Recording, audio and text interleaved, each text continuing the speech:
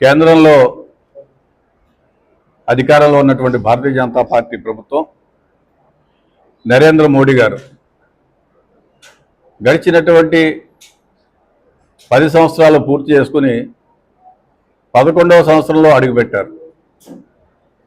ఈ 11 సంవత్సరాల కాలంలో ప్రపంచవ్యాప్తంగా అనేకమైనటువంటి దేశాలకి వారు అధికారికంగా పర్యటన చేయడం జరిగింది. కాంగ్రెస్ పార్టీగా మేము డిమాండ్ చేస్తున్నాం, వారి అధికారిక కార్యక్రమాల మీద ఒక శ్వేతపత్రం విడుదల చేయాలని కాంగ్రెస్ పార్టీగా మేము డిమాండ్ చేస్తున్నాం. పండిట్ జవహర్లాల్ నెహ్రూ గారు తొలి ప్రధానిగా ఉన్నప్పటి నుంచి వీరు ప్రధాని అయ్యే వరకు కూడా అనేక మంది ప్రధానమంత్రులు ప్రపంచవ్యాప్తంగా వివిధ దేశాలకి వాణిజ్యం, వర్తకం, ఇతర వ్యవహారాలకు సంబంధించినటువంటి వాటి మీద వాళ్ళ యొక్క టూర్స్ వేసుకొని వచ్చి ఉండేవారు. అదే వీరు ప్రధానమంత్రి అయిన తర్వాత దేశంలో తక్కువ, విదేశాల్లో ఎక్కువగా తిరిగినటువంటి పరిస్థితి. కాంగ్రెస్ పార్టీగా మేము డిమాండ్ చేసేది, మీరు చేసినటువంటి పర్యటన వివరాలు ఈ దేశ ప్రజలకి తెలియవలసి ఉంది. ఎందుకంటే కేంద్రం పెట్టినటువంటి ప్రతి పైసా కూడా ట్యాక్స్ పేయర్స్ నుంచి ఖర్చు పెట్టినటువంటి పరిస్థితి.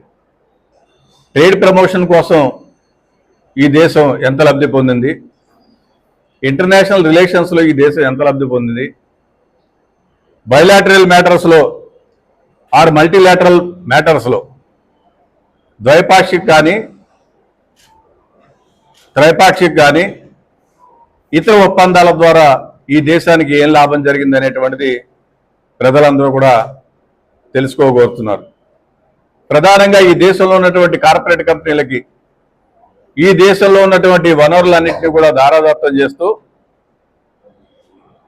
ఈ దేశంలో ఉన్నటువంటి మైన్స్ కానీ ఇతర దేశీయ సంపద ఏదైతే ఉందో దాని అంతా కూడా అదానీలకు కానీ అంబానీలకు కానీ దారాదత్తం చేస్తున్నటువంటి విషయం మనందరికీ తెలుసు.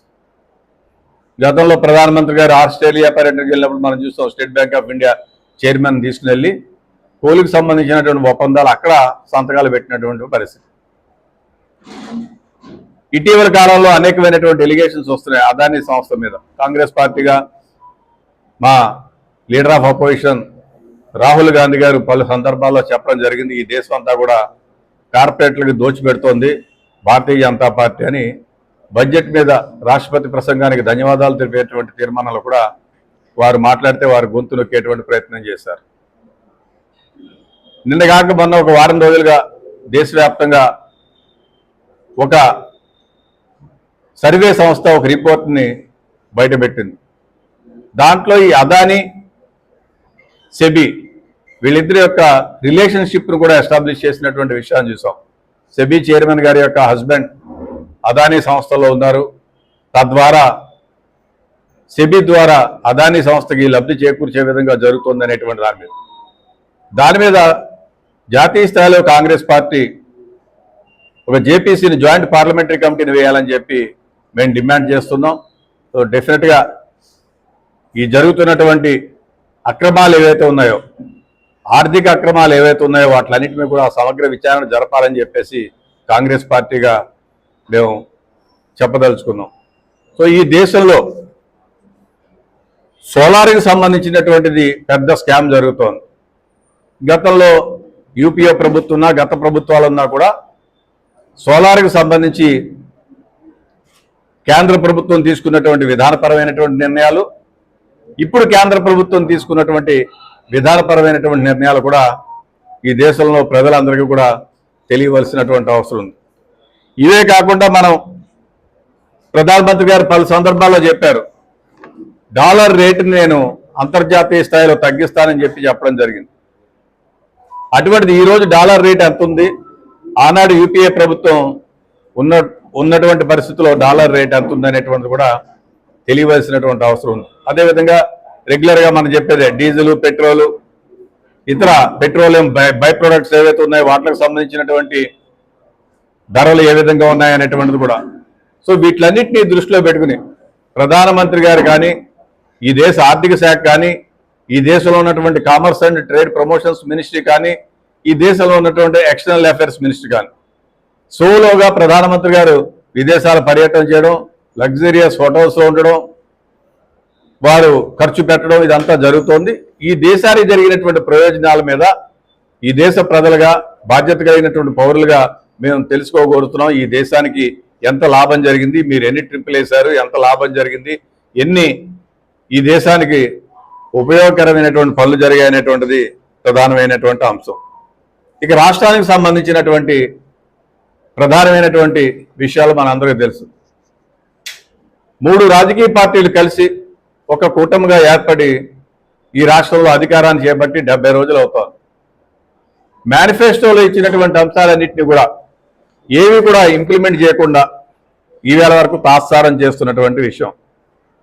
ప్రధానంగా మహిళలకు సంబంధించినటువంటి ఫ్రీ బస్, ఉచిత బస్సు మీద ఆగస్టు 15వ తేదీ నుంచే మేము వాళ్ళందరికీ కూడా అందుబాటులో తెస్తామని, దానికి ఏం పెద్ద హోంవర్క్ చేయవలసినటువంటి పని ఉందని నేను అనుకోలేదు. ఎందుకంటే పక్కన ఉన్నటువంటి రాష్ట్రంలో నాకు చాలా సన్నిహిత మిత్రుడు పొన్నం ప్రభాకర్ గారు ట్రాన్స్పోర్ట్ మినిస్టర్గా నేను వారిని అడగడం జరిగింది, ప్రభుత్వం ఏ విధంగా దీని మీద చర్యలు తీసుకుంది, ఏ విధంగా మనం లాంచ్ చేసాం అనేటువంటి.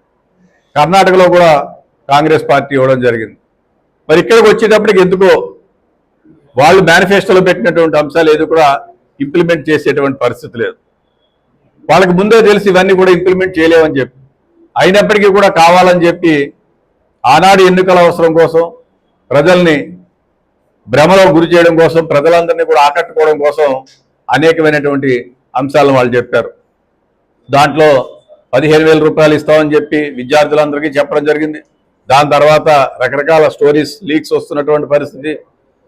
తర్వాత మనకున్నటువంటి వాలంటరీ వ్యవస్థ మీద కూడా ఇప్పటివరకు కూడా ప్రభుత్వానికి క్లారిటీ లేకపోవడం, ఎక్సెప్ట్ ఓల్డ్ ఏజ్ పెన్షన్స్, ఆ ఓల్డ్ ఏజ్ పెన్షన్స్ కూడా ఏదో విధంగా క్యాప్స్ పెట్టి తగ్గించాలనేటువంటి ఆలోచనతో రాష్ట్ర ప్రభుత్వం ఉంది. సో ఈ విధంగా రాష్ట్రంలో వాళ్ళు గతంలో ఏవైతే ప్రామిస్ చేశారో మేనిఫెస్టోలో దాన్ని ఏది కూడా కార్యరూపం చేస్తున్నటువంటి పరిస్థితి కనపడలేదు. ప్రధానంగా మహిళలకు సంబంధించినటువంటి గ్యాస్ సిలిండర్లు కూడా వాళ్ళు 3 గ్యాస్ సిలిండర్లు ఇస్తా ఉన్నారు. దాన్ని కూడా ఇప్పటివరకు ఇంప్లిమెంట్ చేసినటువంటి పరిస్థితి లేదు. జాతీయ స్థాయిలో ఆనాడు చంద్రబాబు నాయుడు గారు ఎన్డీఏ నుంచి బయటికి రావడానికి కారణం ప్రత్యేక తరగతి హోదా ఇవ్వటం లేదు, దానివల్లే నేను ఎన్డీఏ నుంచి బయటకు వస్తానని చెప్పారు. మనందరం కూడా గుర్తుండే ఉంటుంది. ఈ నేపథ్యంలో ఇప్పటివరకు ఇన్ని ప్రయత్నాలు, ముఖ్యమంత్రి అయిన తర్వాత ఇన్నిసార్లు ఢిల్లీ వెళ్ళినా కూడా చంద్రబాబు నాయుడు గారు దాని గురించి స్పందించినటువంటి పరిస్థితి లేదు. ఎందుకంటే ప్రత్యేక తరగతి హోదా, స్పెషల్ కేటగిరీ స్టేటస్ అనేటువంటిది ఆంధ్రప్రదేశ్కు జీవనాడిది. ఇటువంటి ఇంపార్టెంట్ ఇష్యూని ఇప్పటివరకు పట్టించుకోకుండా ఏదో పోలవరానికి 15,000 కోట్లు ఇస్తున్నామని చెప్పి బడ్జెట్లో పెట్టారు. That from various agencies loans. పార్లమెంట్లో బడ్జెట్ ప్రసంగంలో ఆర్థిక మంత్రి గారు చేసినప్పుడు క్లియర్గా ఉంది, 15,000 కోట్ల రూపాయలు ఫ్రమ్ వేరియస్ ఇన్స్టిట్యూషన్స్. అది క్లియర్గా మేము అప్పుడే కూడా క్వశ్చన్ చేసాం, అది లోనా అడ్వాన్సా?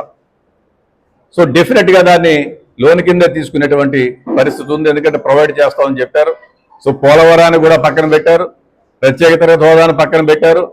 విభజన హామీలు ఇప్పటివరకు కూడా మన గవర్నమెంట్ ఆఫ్ ఇండియా నుంచి రావాల్సినటువంటి ఏవైతే 2 రాష్ట్రాలకు సంబంధించిన ఇష్యూస్ ఉన్నాయో దాని మీద కూడా ఒక క్లారిటీ లేనటువంటి పరిస్థితి. తెలంగాణ ముఖ్యమంత్రి గారు ఒక అడుగు ముందుకేసి ఏపీ భవన్ కానీ ఇతర అంశాలు కానీ మేము సార్ట్అవుట్ చేస్తామన్నా కూడా ఇవి మన రాష్ట్ర ప్రభుత్వం ఇప్పటివరకు కూడా దాని మీద స్పందించినటువంటి దాఖలాలు. సో వీటిలన్నింటినీ దృష్టిలో పెట్టుకుంటే రాష్ట్ర ప్రభుత్వం తాత్సారం చేస్తుంది.